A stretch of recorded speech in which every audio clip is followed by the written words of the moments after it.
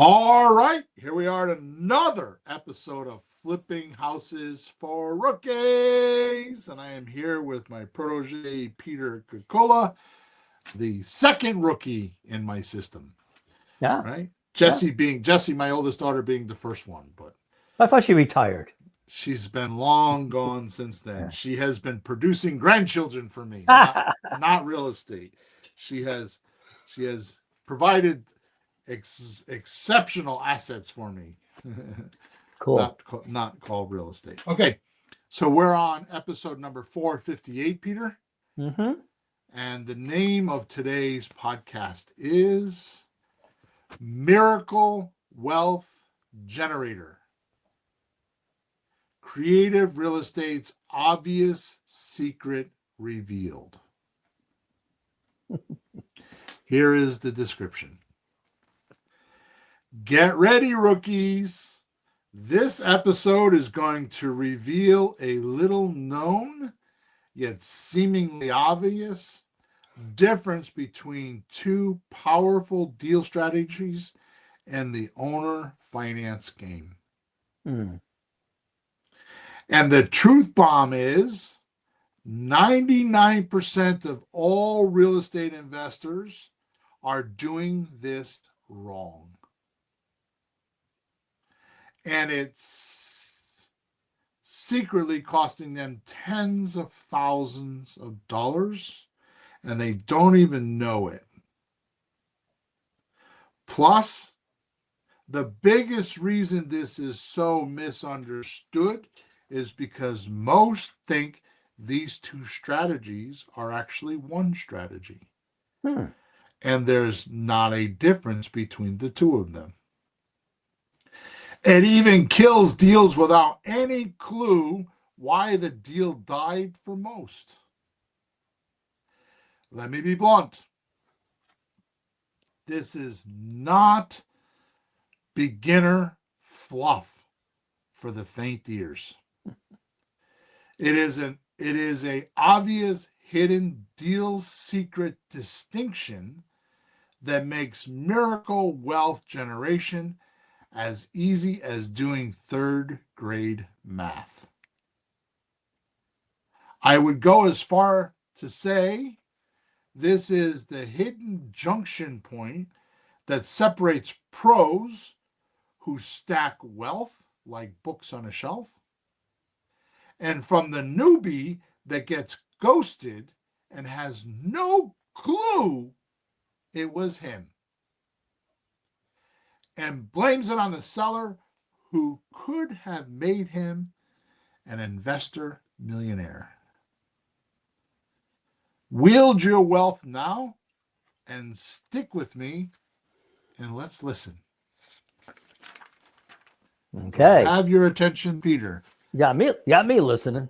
Even you don't know what I'm going to talk about yet. I never do, but the last podcast I picked up a few things that were quite amazingly simple. Like, holy cow, you're just doing this and that. So let's see what you got now. Do tell about the last podcast, please. Well, you went over subject 2, how to buy a house. Yeah. By taking the name out of the seller's name, putting it into a trust, which we manage, and paying all the mortgage payments until it's over, managing the property, taking care of everything for the person. Right. But the thing that struck me was you have a deed in a person's personal name. All you're doing is changing the name from that name to a trust name. Right. It's just changing the name on the document. On record.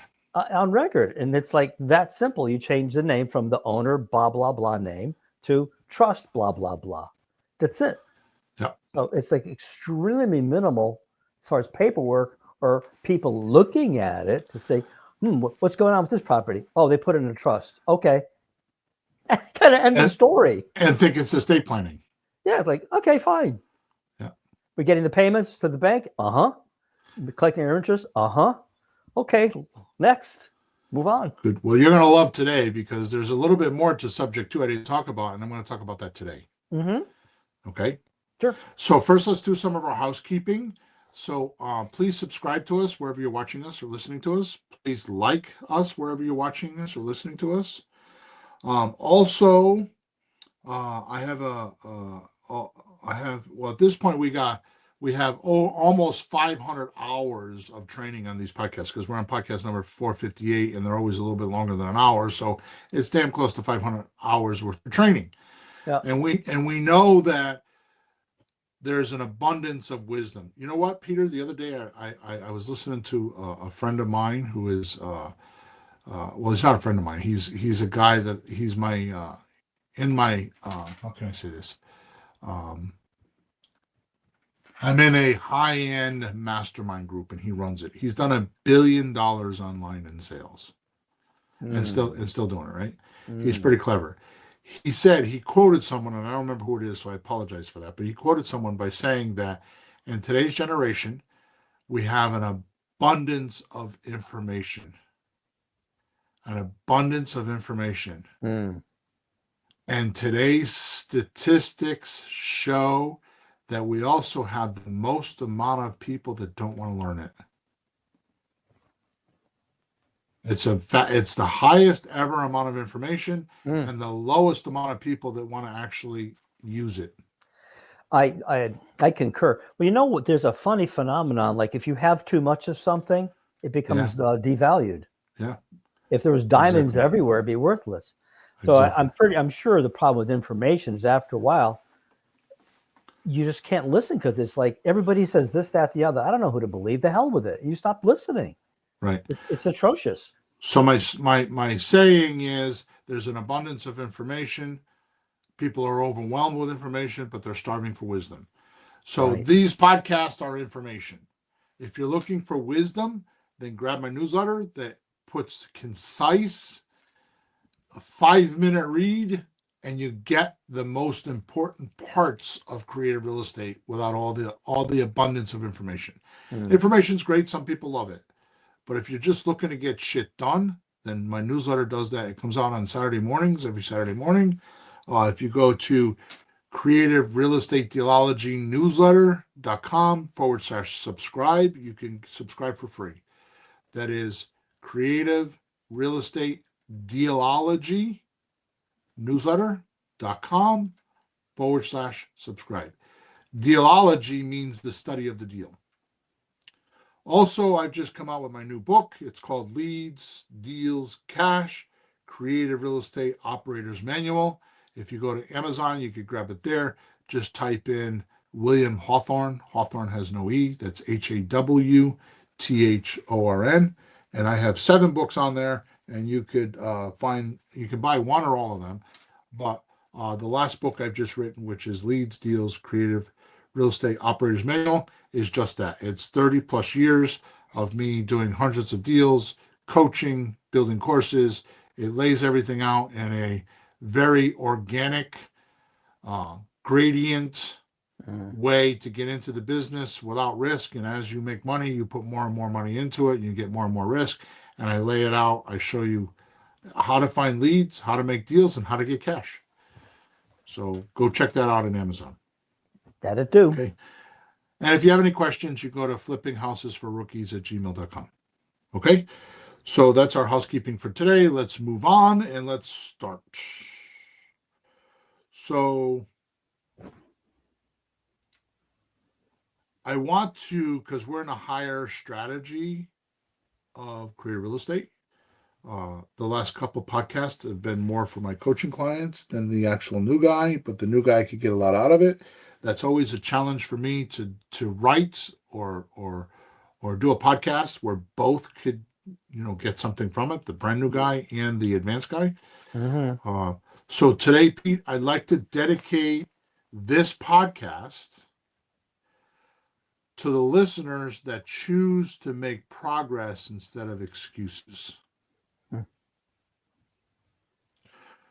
Who wants a hand up, not a handout.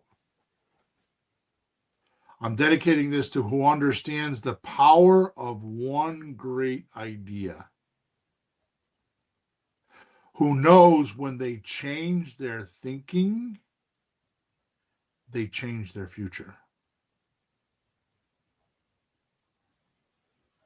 So what I'm telling you is that I, in the beginning, learned how to do the simplest deal, and I was all worried about how I could make $5,000 or $10,000 because I was starving for cash. Mm-hmm. And I keep studying. I've said my education is well over $150,000 over 30 years. I still go to seminars. I still read books. I still do courses. I just bought some courses recently. I still go through them because one idea can change it. Mm-hmm. And today I'm going to give you some ideas that if you are doing owner financing will kick you into the future making money so quickly it's pathetic. This is a wealth building podcast. Mm. You will get cash because there's always money now, money monthly, money later, but this is how you build wealth fast. Okay?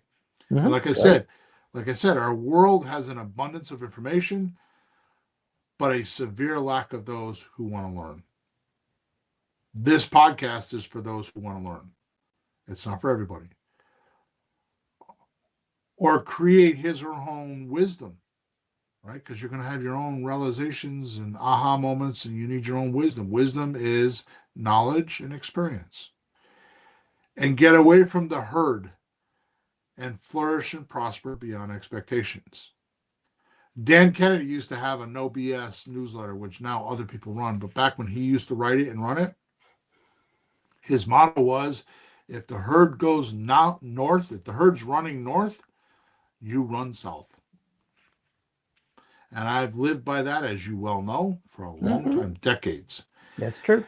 And you could make it to, and if you could make it to the end of this podcast, then you have what it takes to create your own income and wealth revolution. Only because most don't have the attention span or the focus needed to succeed. Now, I don't want to get into my life, but I can promise you I am going through some, by accident, I'm doing this. Completely by accident. Mm-hmm. I was telling you before we started this podcast, I was telling you about how I have I thought they were my goals when I wrote them. I have 14 goals. Uh-huh. And they end up being my 5-year goals. Yep. But because those are clear when I'm writing, I used to write a to-do list and I would just work off of it all week. And I've been breaking those tasks down into daily tasks. And when I'm writing them in a physical book, because I'm old-fashioned, right? I'm a boomer. So when I write them in the book, I find myself playing a game with me. Mm-hmm. I'm buying my loafing time. So when I get through my checklist for the day of what I have to do, I could go do what I want to do. Mm-hmm. And I'm not making short to-do lists. What I'm realizing is because there's specific times of the day, because there's certain activities, because certain times of the day you work better than other times of the day. And I'm noticing what used to take me 8 or 9 hours, I can now do in 4 or 5 hours because my attention and focus is on that thing. So I'm doing my work while I'm doing it.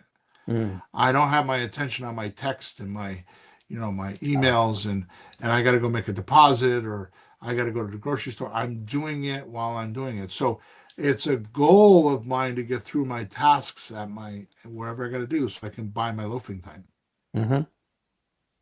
Right?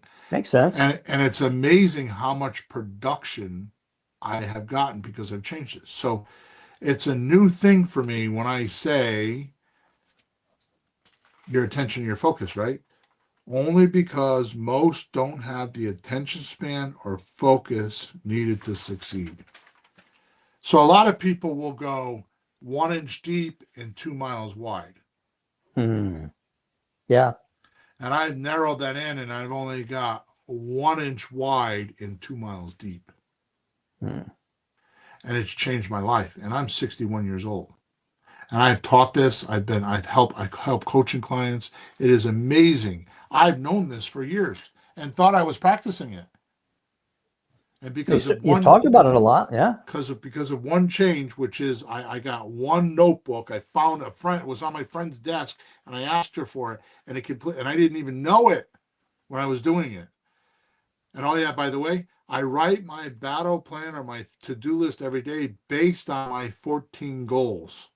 If it's not adding to my goal and it's taking away from it, it doesn't go on my to-do list and I ignore it. And it's changed everything. Now, I'm not here to talk about time blocking. I'm just telling you that that sentence is powerful. Okay. Right? Until you do that, you'll know that. What I have been doing recently on these podcasts is it's the 20-80 rule or 80-20 rule. I'm giving you the 20% of things that will make you 80% of your money. So what I'm doing is I'm showing you in the deals what to focus on, the last 4 or 5 podcasts, what to focus on to make the money quick. I'm not showing you how to get the deals. I'm not showing you how to close them. I'm telling you when you structure the deals with the things I've been telling you the last, 4 or 5 podcasts, it enhances your deals immensely. And I'm going to do that today. Cool. So success comes down to 2 things: focus and consistent focus without distraction. Okay. And I believe the only thing worse than failure is to live with the regret you did not at least try. Well, that's for sure. Humans are so distracted today that more people die from cell phone than drunken drivers. That's horrible. More people die from cell phones and driving. I didn't say driving before. Cell phones and driving than drunk drivers. That's distraction, man. That's horrible. And like I have said before, information inflation has diluted and devalued great proven secrets that with new shiny objects that have not proven the test of time. Which brings me down to the 2 most misunderstood creative real estate strategies in real estate. You ready? Sure. One is called owner financing, and the other is called seller financing. Mm-hmm. And the real diluted meaning of these 2 have even gone as low as them being believed that they mean the same thing and they're synonymous. And they are opposite ends of the spectrum. They are 2 absolutely, totally, completely different strategies. This is like the difference between a rent to own and an owner finance. They are completely, absolutely, totally different. Sure. But most investors think they're the same thing. And they use these words interchangeably, thinking that they know what they're talking about. Mm-hmm. And they don't. And that will cost anyone, if you apply seller financing rules to owner financing or owner financing rules to seller financing, it will cost you minimally tens and tens of thousands of dollars in the transaction if you don't lose the deal without even knowing it. Exactly. Because you're applying the wrong rules to the wrong strategy and you're confused and think and don't even know you're confused. You don't even know that these 2 words have cataclysmic, catastrophic differences. Huh? There's a big valley between the 2 of them. They're not even on the same mountain. Some of them aren't even in the same state. So let's define the 2 strategies and then dive into them a bit, okay? Absolutely. Number 1, owner financing. Owner financing is when the seller or property does not have a financial lien against the title. It is most commonly referred to as free and clear. Mm-hmm. right? Which means a lender is not present and or wanting this property as collateral for a loan. Right.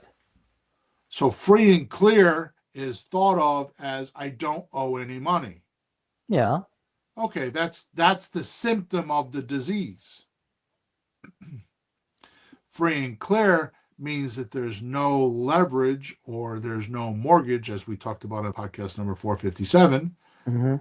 that is encumbering or stopping the process of the seller just giving it to anybody. That's interesting because it's not the financing, it's the connection to the bank that calls the shots, and there isn't one. There's no encumbrance. It's like there's nobody else in the scene. It's you and the owner, and no one else in the room to get in the way of arranging the deal. So think of it this way, just to clarify a little bit more. When you say free and clear, that means there's no silent partner that is going to have their opinion of how you can conduct your transaction. Like prepayment penalties or due on sale clauses. Yeah, things like getting a lien release before you can close. All kinds of things, right? So it's funny when you have a word like free and clear. It's like a title. It doesn't say what it is. It's short. So right. What if we called it free and clear of the bank encumbrances? It's not free and clear. I always thought it was free and clear of the money, right? That's what we think. Right. But it's really free and clear of the damn bank. Get it out of the way. It's gone. Well, there's nothing attached to it. There's no collateral and there's no promises made to a silent partner. Mm-hmm. It's like you said, it's just you and the person that's on title. Now, remember, we covered that in podcast number 457. Being on title is the person that owns and controls it. The deed is the declaration of the title. So the title portion has committed to the bank paying them back and has a bunch of rules and regulations known as the note, the bank note. And the bank took that note and attached it to the collateral, which we call the mortgage. None of that is there. All that is gone. So it has nothing to do with the money. That's a symptom of the disease, right? It has to do with all of the documents and all of the restrictions that are on the deed. Or that the title, the person that owns it, the title, like the owner, aka their name is owner, so that's their title in this deal, and this entity, right? Mm-hmm. So there's an entity, and the person's the owner. That's their name in the entity. That's their title in the entity is owner, right? So there's loopholes and there's barriers and there's all kinds of things you got to jump through when there's encumbrances. Encumbrances means some barrier from flowing easily, right? So that's owner financing. So that's very important to know. It's a huge, huge, huge factor. Now watch this. Go ahead. Yeah, well, you can't say you own something if you owe money on it. Right. You can say it, but it's not really true. You owe money on it. So an owner doesn't owe money, and he's free of the bank too. So he's really the owner. Yeah. Number two, seller financing means the property has a lender that has placed a collateral device called a mortgage, which is also called a lien. Yeah. Right.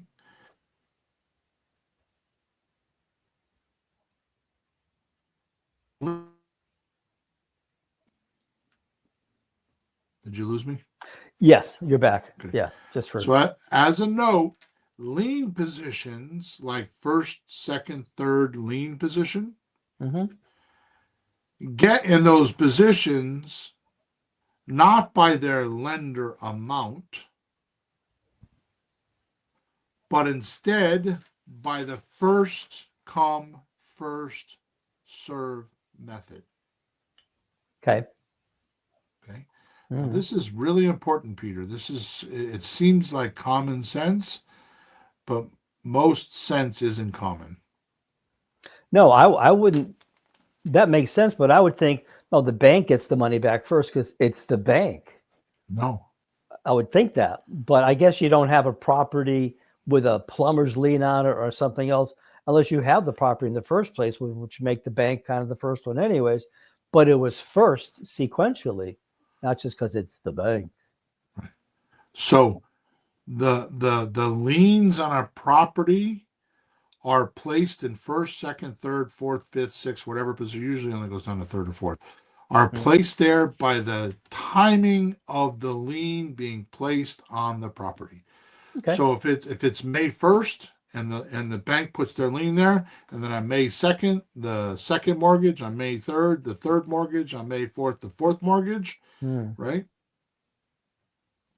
When it comes time to pay those liens, first position gets paid first. If there's money left over, second position, I'm going to cover that in a minute, is very important. So it's not the amount of the lien. Sure. Right? This is why at closing, banks will only lend and release money on a lien-free deed.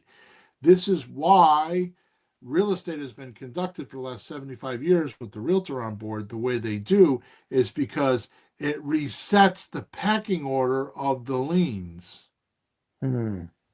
So if there is a default, the first lien holder gets paid first, the second lien holder gets paid second, and so on until the sale money runs out and leaves the second, third, and fourth lenders out to dry or not get paid. So if there's $130,000 worth of liens and the sale money of the new sale replacing all the money is only $100,000, that means the first lender is going to get the $100,000. If it's their whole loan amount, that's fine. If they only owe $80,000, then second position might own 30. They're only going to get 20, and then everybody else gets no. Everybody else doesn't get paid. Sure. Right. So listen to what I'm telling you. Please listen to what I'm telling you. The only reason why real estate transactions are done the way they are done is because the banker made the realtor rules, and the banker wants to be able to put their money in. They want to reset the deed so there's no encumbrances, and they go on it in first position, so they're number one for the collateral.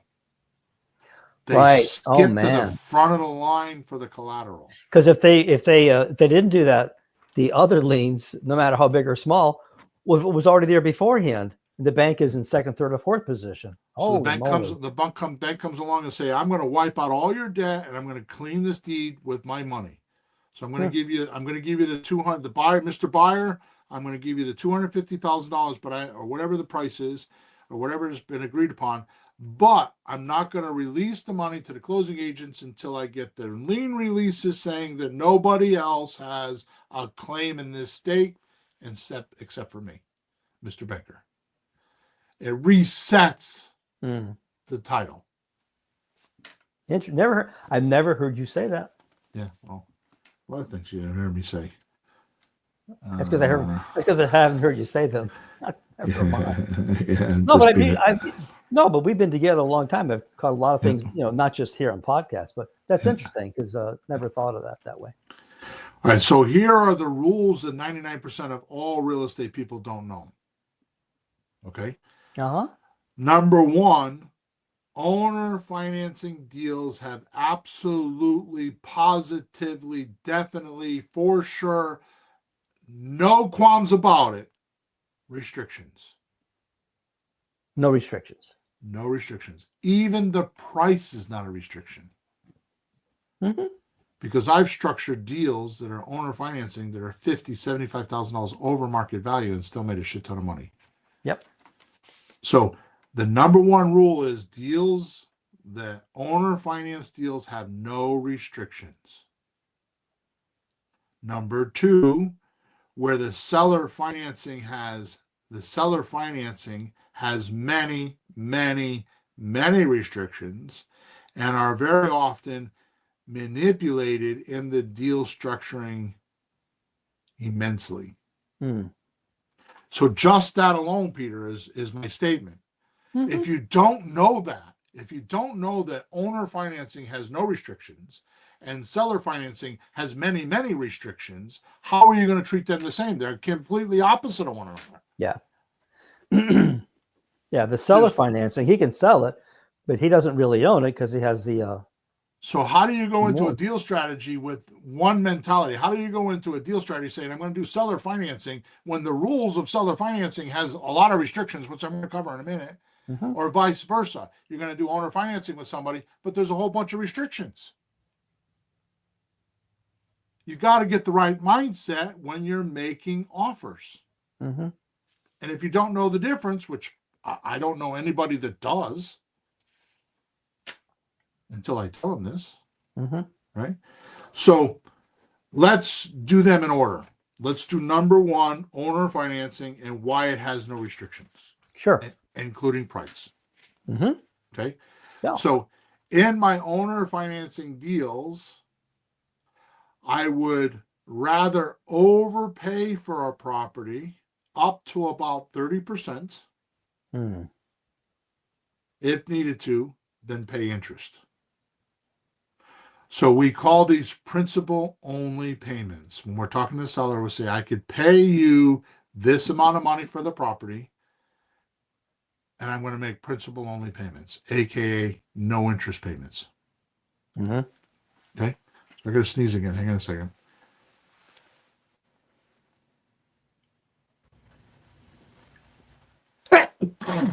Oh, that took a long time coming. All right. So here is why most interest bearing mortgages or loans, if paid out full term, cost the borrower 2.5 to 3 times the amount that they paid. Now, you remember we used to do this in live seminars, right? Oh yeah. How much did you pay for your property? Somebody raised their hand and tell me how much you paid for property. I paid $180,000 for my property. Okay, is it free and clear? No, I have a mortgage. Okay, how much is your mortgage? Well, it's $1,000 a month, principal and interest. Now take the taxes and insurance out of it. Mhm. Okay, so that means how many more months you got left? And we would do the math to find out that they're paying two and a, so they didn't pay 100,000 for the property. That by the time they pay off the loan, it's 250,000 or 300,000, depending Well, on the interest. we multiplied by 360 because that was 30 years. Right, This would be $360,000. right, That's a lot more than the 160. right.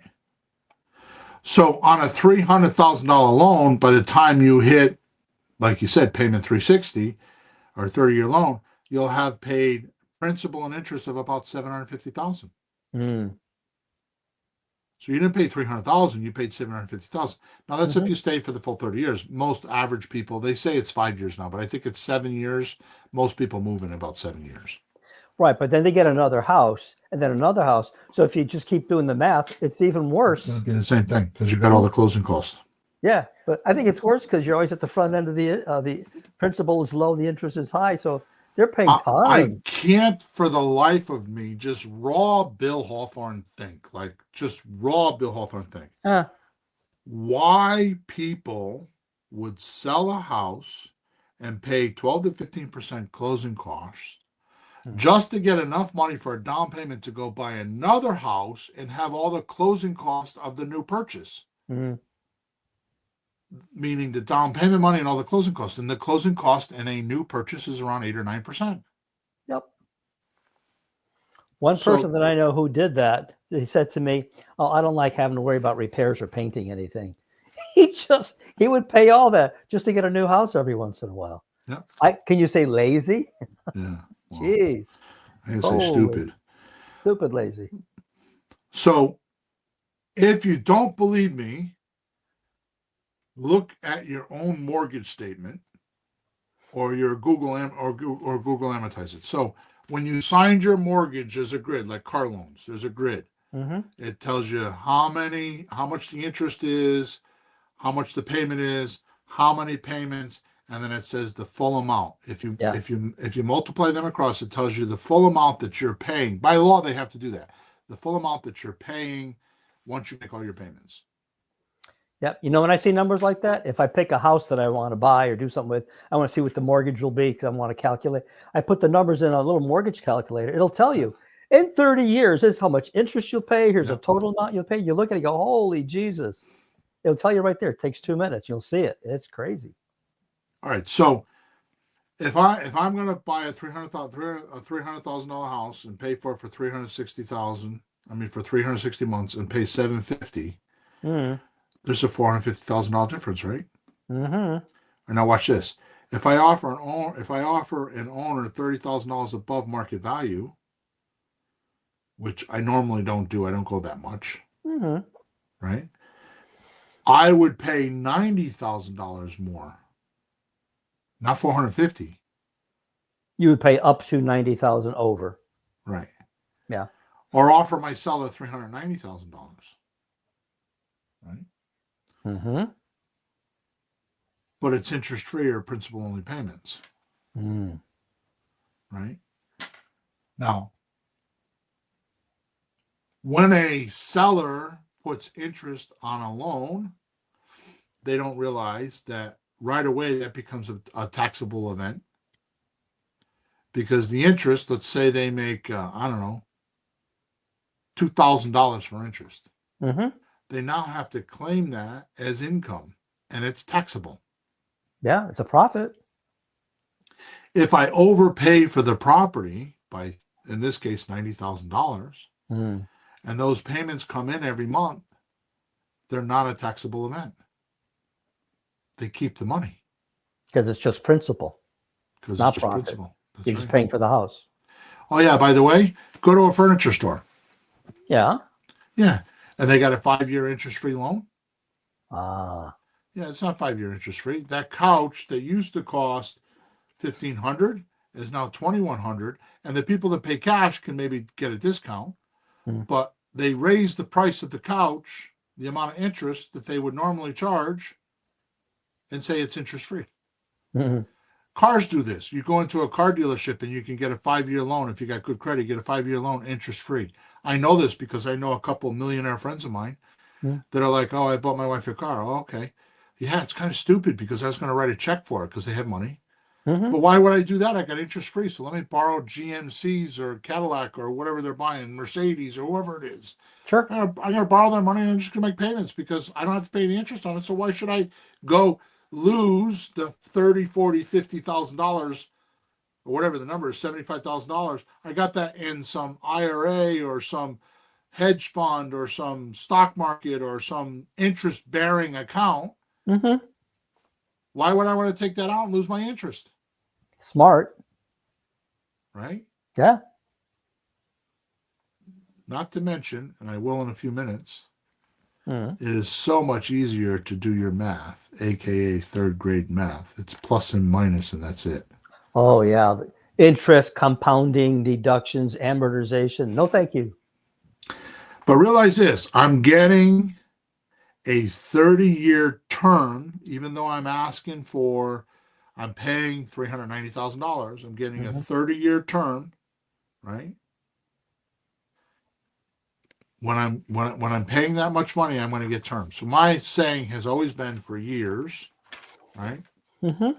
I'll pay whatever you want for the house as long as I get to pick the term. Yep. Okay.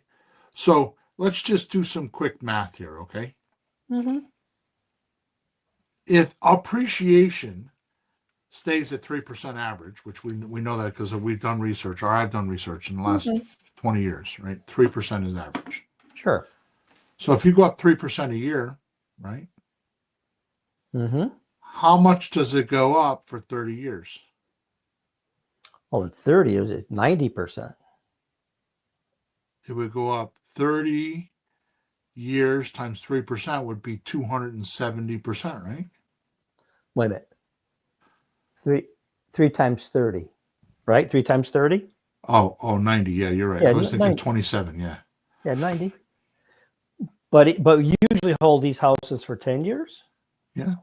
And even if you do that, that's 30%. The point is if you hold it long enough, just appreciation alone will fix the overpayment. Yeah.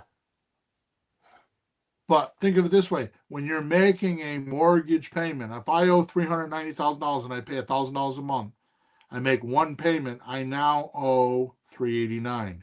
Mm-hmm. One more payment, I know 388, 387, 386. So your tenant buyer is paying you a payment that includes interest, because when you did your payment, if you listen to the podcast, if you're selling, even if you bought for 390 and sold for 390, Mm-hmm.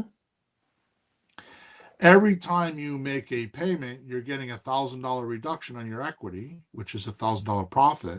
Mm. Plus, you're probably making $200 a month for cash flow. Easily. That deal will make a shit ton of money Mm-hmm. because of the principal reduction. Right. If you have a regular bank loan, you paid $1,000 in the beginning. $100 might be principal Right. reduction, not the $900 of interest in the beginning. Huge Right. difference. Huge difference. That interest is compounded in the beginning. It's not 3%. It's like 90% in the beginning. Right. So one of the things that you were always amazed with in the beginning is here is how I decide on my duration of a loan. Mm-hmm. It's third grade math. Mm-hmm. So I'm paying, say, $390,000 divided by the number of months until I get the payment down to where I need it. So I start off with 30 years. Mm-hmm. Right. So let's do it. So 30 years. So we'll say 390,000 divided by 360 puts me at $1,083 a month. That's just to the seller. That's not taxes and insurance, right? Right. Or you do 390,000 divided by 25 years, and it's $1,560 a month. So you're figuring what it would take to pay the whole thing off by the end. So all you're doing is the factor that's changing is the duration. Mm-hmm. You're dividing the duration into. Now, the other way to do it is you could do, like, suppose, and I'm going to cover this in a minute. I'm getting ahead of myself.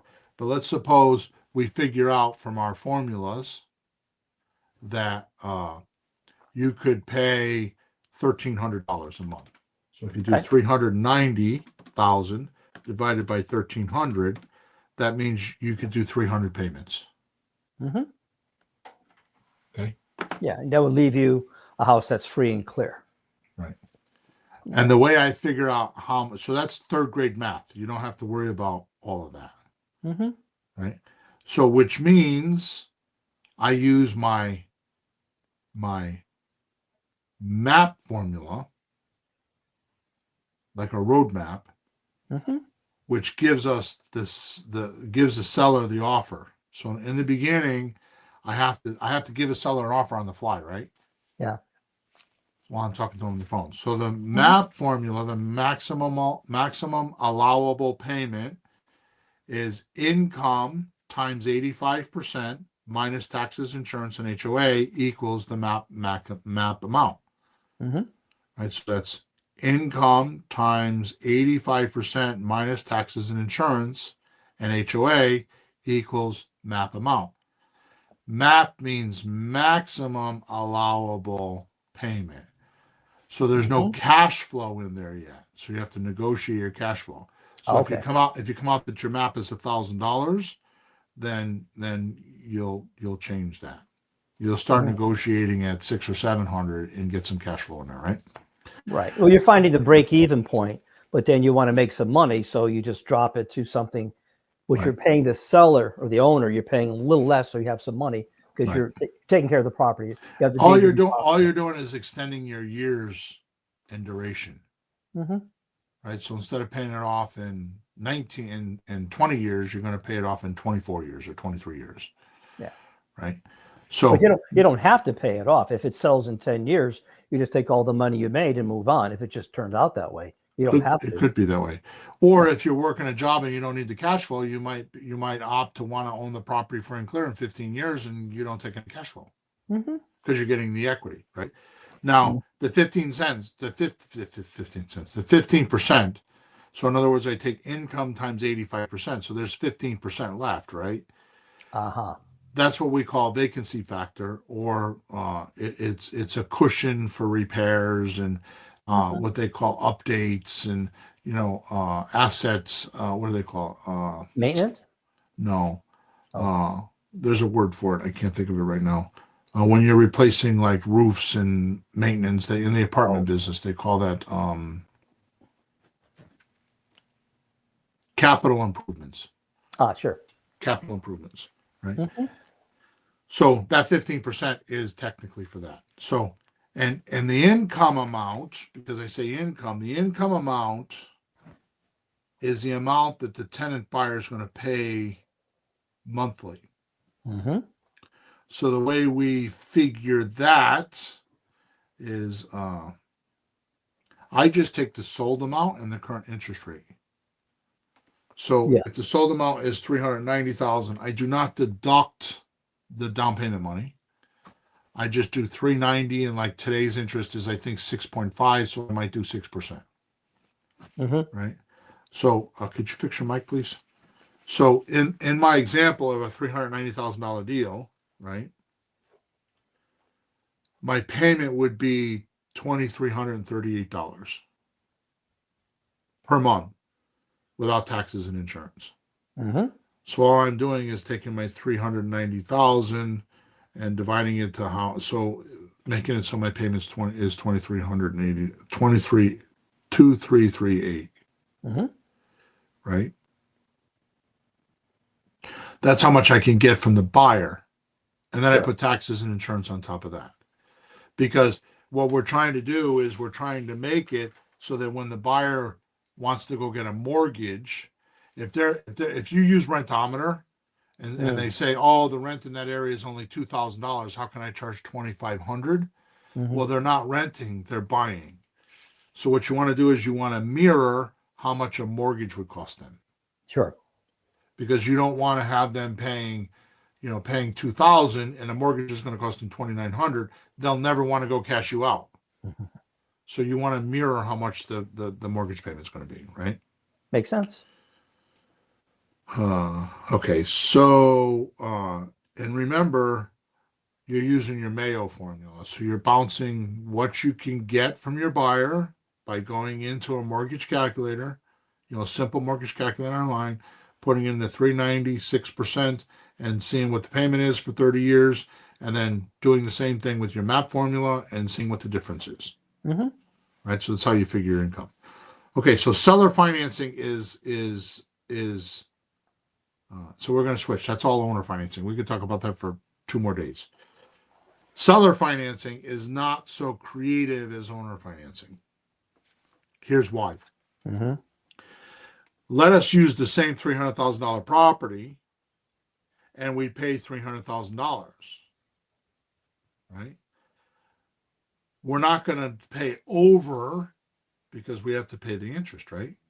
So the only way we pay 30% Mm. over is because we have to pay interest. So Yeah. so we're going to pay their asking price of $300,000, but we sell for 325 because we do that on lease options. We always get, you know, 5 to 10% more because we can, right? Which by Hmm. the way is stupid low. I probably would sell this house for 330 or something like that.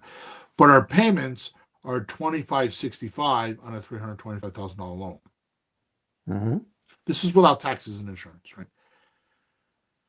This presumes that the taxes are, oh, I'm sorry, I did taxes and insurance here. This presumes that the taxes are 5,000 a year and $2,400 per month. I'm sorry, Right, because they per have to year. they have to make that payment, so we have to add that in.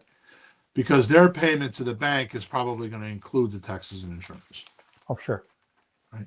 sure. So we're going to presume, doing it again, that we're going to buy for $300,000 Hmm. and we're going to have to pay 2565 for a $325,000 loan. Hmm. Okay, so the restrictions start with how much does the seller have to pay monthly. So we're Hmm. collecting 2565 from our buyer. Now the game begins. Yeah. How much does the seller have to pay? Right? And you got to get your 20% a month in there for cash flow. Hmm. Right? So if you take our payments of 2565 and multiply it by or divide it by 1.20, which will give you a 20% profit, you can pay only $2,052 per month for this mortgage. Mm-hmm. You're collecting 2565, or just take 2565 and multiply it by 80%, and you'll get $20.52. Mm-hmm. Right? So that means the deal starts with a restriction of how much you could pay. And oh yeah, by the way, the owner's not getting anything for that payment. You're just covering. I mean, if their payment is 21 or 2200, what do you do now? There's not much room there. Right? Mm-hmm. You either got to pay too much and break the formula, or they got to kick money in, which they won't do. Right? So see how it changes? It's got restrictions already. Sure. Right? So now this is paying $300,000 or full market value for the deal monthly. But what if the seller only owes $150,000 and they're asking $300,000?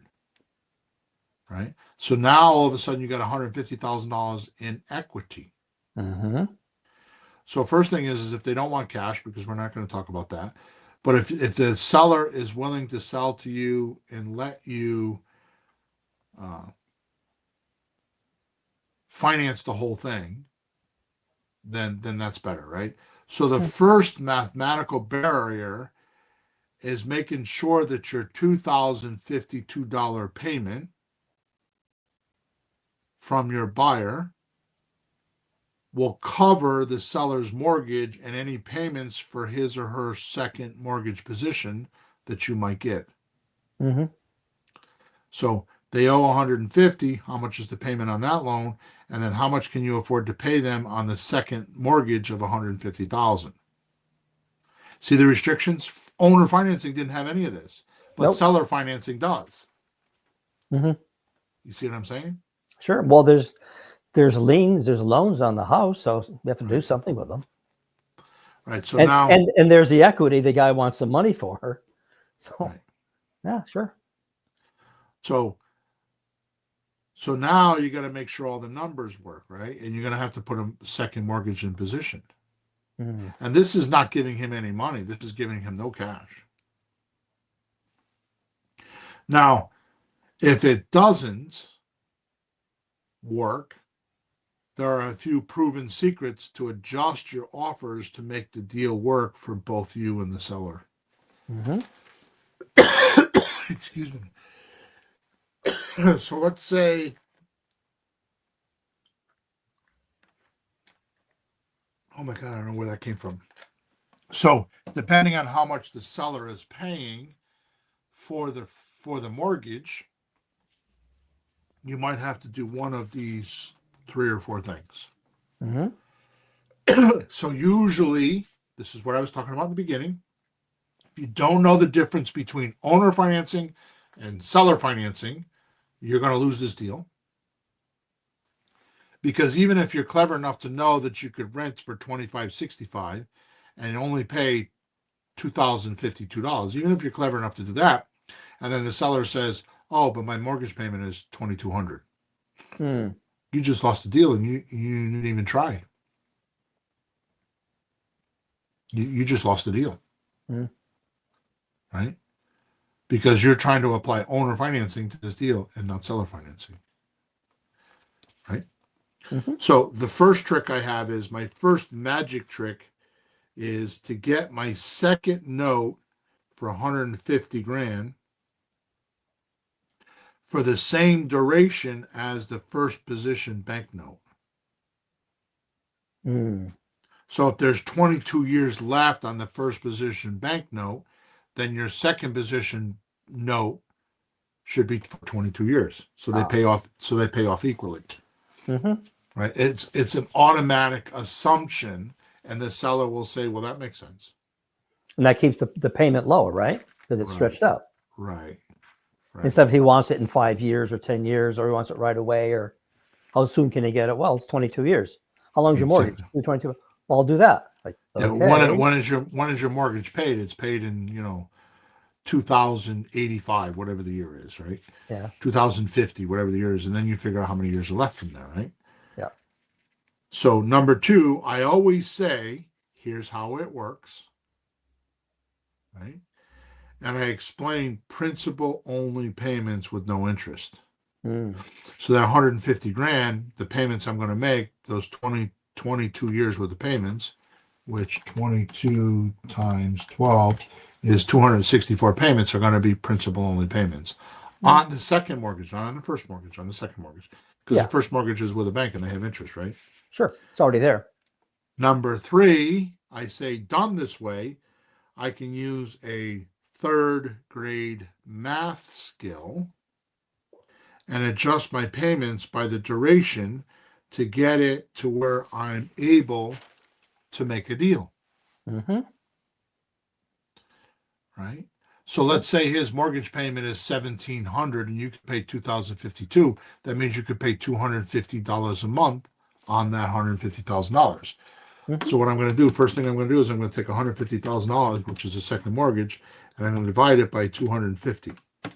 Means I could do 600 payments divided by 12. That means it's 50 years.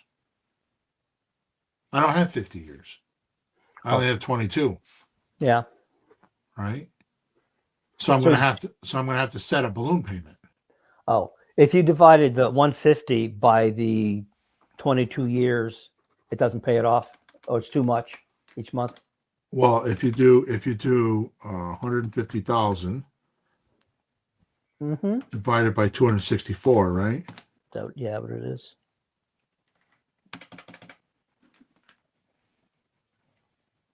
I'm doing something wrong here. 264. I'm checking it here. Yeah, I get $568 a month. Yeah. That's a little too much. Yeah. So, but I only have, so if his first mortgage is 1,700 and I know I only could pay 252, I only have $250 a month on a break even. There's no cash flow. Yeah. Mm-hmm. Right. Again, somebody would lose that deal if you didn't know the difference between seller financing. Now, the $250 a month is your profit because it's equity. Every time you pay him, you're getting $250 worth of equity, right? So that means you're getting $3,000 a year in equity, Mm-hmm. right? Which is times 22 years. You're getting $66,000 in equity because you're paying down the $155,000. Mm-hmm. But it also means that you're going to have to balloon the $150,000, right? And you owe $51,000 at the end of the 22 years. Mm-hmm. Which by then, the house will be worth a lot more and you won't have to worry about that. Yeah, but even if it wasn't worth more, you sell the house, and if you have to pay that off, you still have all the profit in the house. It's not like Right. you're losing any money. You're just optimizing it so you make as much as possible. And then my third or my fourth trick, which is a default that I don't like to use, I always try to pay something monthly because I realized after being here for 30 plus years that even if you pay $100 a month, it pays a lot off. Mm-hmm. I mean, like I did a lease option one time on an apartment building, and I don't know why I did this. It was just a whimsical thing, and it was a lease option because the guy's attorney wouldn't let me do anything, and all I did was write on the option agreement that whatever payments I make that are applied to the mortgage, which is every month, I get the principal reduction. Mm. I had that property for 3 years, and I think it turned out to be something like $15,800 or $18,500. It was a chunk of dough that I got for a principal reduction. I got that principal reduction, Mm-hmm. right? Not the seller. I got it. Yeah, he had the deed still. He really should get it, but you asked for it, Right. and he gave it to you.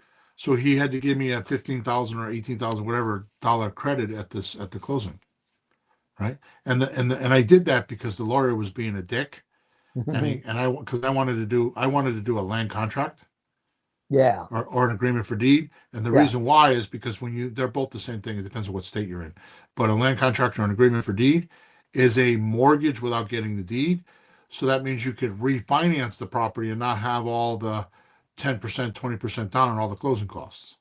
Right. With a lease option, it's not that way. I have to go get a new loan and I have to put down 20 or 25% plus closing costs. Mm-hmm. So because of that, I stuck it to the lawyer by putting that sentence in there because he wouldn't let me do that. So I'm like, he didn't notice that at all. He didn't even know what it meant. It slid right by it, and he signed the document. And I did 3 properties with that guy that way. So I made like That's $60,000 or funny. $70,000 with that one sentence with the 3 properties. That's funny. In fact, that was probably 8 or 10 years ago. I just sold the last property with me, and he called me up. I was in a meeting, but he called me up to thank me. I picked up the phone, and he's like, I just want to say thank you for being a stand-up guy. He says, all these years you always did what you said you were going to do. And now we're done because I don't owe him any more money, including when I sold my first property with him. I gave him an extra $14,000 because I was afraid his wife, because I wanted him to give me a loan on one of the other properties. So I bribed him, and I gave him part of it was part of the deal. And I gave him part of the money, the principal reduction. I gave it back to him. Ah, And his wife, it flew right by his wife, and he ended up financing me on a $300,000 house. He financed me for $60,000, and I just sold that house, and I owed him $40,000. Right. So this is all part of knowing seller financing and owner financing. See, those were owner finance deals because, anyways. So now the strategy. Let me see here. So, my last strategy is a default that I don't like to do, which is worst case scenario. If I don't have enough cash in the deal or the cash flow, I will write the $150,000 note, put it in second position, and tell my seller I will pay that note when the buyer cashes me out or goes and gets a loan and pays us off. I will pay you that in full. sure. Now, I've done this strategy. It sounds like it's a little bit of a cheap trick, but it really isn't, because I've done it so many times. It's actually amazing. So if the seller is always stuck on, or they dig their heels in on today's attention units, what they have their attention on. I got to pay this off. I got to pay my car off. I lost my job. Whatever. Yeah. They're not thinking about the future you down the road, the future them down the road. Right. So what often happens is you write a note, and I've done this a lot. I'll write a $20,000 note. This is a big note for $150,000. That probably wouldn't happen, but I write a $20,000 note, and then 3 years down the road, I sell the property, or I'm gonna move the property. I can do one of two things with that note. One, I can call them up and say, hey, I have $6,000 for that $20,000 note. If you do it by Friday, I'll give you the $6,000 if you give me a lien release. Almost always they take the money. If they don't, then what you do is you do what they call a collateral swap. So you'll close, get the $20,000, and take it off of 123 Main Street house, which they own, and put it on XYZ house, and they fund your next deal with that $20,000. It's called a collateral swap, an equity collateral swap. But you only do that in seller finance deals. Because they're usually lesser money. You could do that on owner finance. I've done that on owner finance. I did that once on owner finance deal. The guy didn't want his money back. So we moved it. We sold the house and moved the money from one house to another. Yeah, sometimes people like to keep their money, making money for them, keep it working for them. He was in his 70s, and that was his income. He didn't want the money. He wanted the income. So you could see that owner financing and seller financing are two different beasts when you're doing advanced deal structuring. Is it clear now? And not knowing the difference that I taught you today will cost you tens of thousands of dollars because or lose your deals because you don't know how to do it. I'd be more concerned just actually losing the deal. I would be more concerned of not knowing how to make a really intelligent offer, right, and lose the deal because you just didn't know how to structure it so that it would be profitable for you and very functional for the seller, right, or the owner finance seller. Right. So, just as a punchline,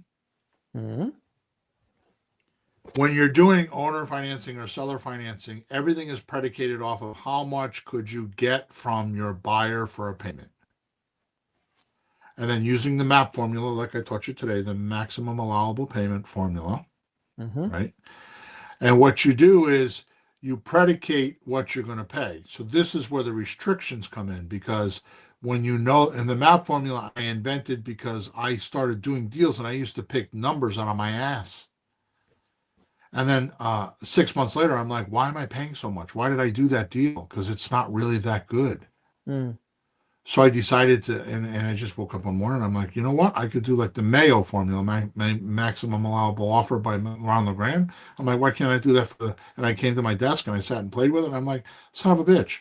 So I started doing that, and now all of a sudden, my owner finance deals were not willy nilly. Oh, I'll give you 1,200 a month. I Mm. was either starting too high or starting too low. It was not good. So then I made a mathematical formula to actually make those offers, and all of a sudden things started to change. Then after that, I started to realize that, well, wait a minute, depending on, so the number changes, the number is the same.